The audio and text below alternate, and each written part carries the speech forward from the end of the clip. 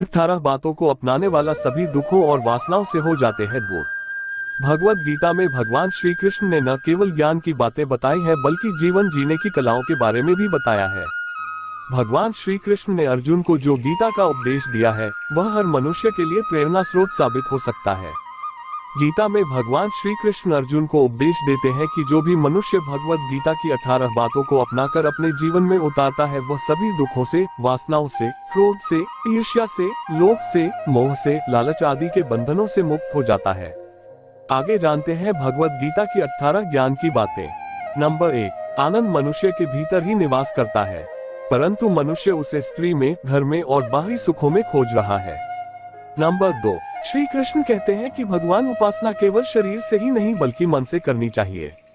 भगवान का वंदन उन्हें प्रेम बंधन में बांधता है। नंबर 3, मनुष्य की वासना ही उसके पुनर्जन्म का कारण होती है। नंबर 4, इंद्रियों के अधीन होने से मनुष्य के जीवन में विकार और परेशानियां आती है। नंबर 5, संयम यानी धैर्य, सदाचार, स्नेह और सेवा जैसे गुण सत्संग के बिना नहीं आते हैं। नंबर 6, श्री कृष्ण कहते हैं कि मनुष्य को वस्त्र बदलने की आवश्यकता नहीं है, आवश्यकता हृदय परिवर्तन की है।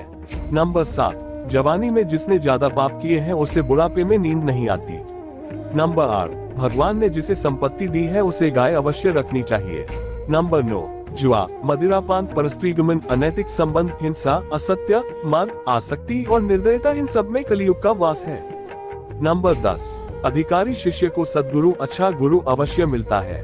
नंबर 11, श्री कृष्ण कहते हैं कि मनुष्य को अपने मन को बार बार समझाना चाहिए कि ईश्वर के सिवाय उसका कोई नहीं है। साथ ही यह विचार करना चाहिए कि उसका कोई नहीं है, साथ ही वह किसी का नहीं है। नंबर 12, भोग में क्षणिक क्षण भर के लिए सुख है, साथ ही त्याग में स्थायी आनंद है। नंबर 13, श्री कृष्ण कहते हैं कि सत्संग ईश्वर की कृपा से मिलता है, परंतु कुसंगति में पड़ना मनुष्य के अपने ही हाथों में है। नंबर 14, लोभ और ममता, किसी से अधिक लगाव पाप के माता पिता है, साथ ही लोभ पाप का बाप है। नंबर 15, श्री कृष्ण कहते हैं कि स्त्री का धर्म है कि रोज तुलसी और पार्वती का पूजन करे।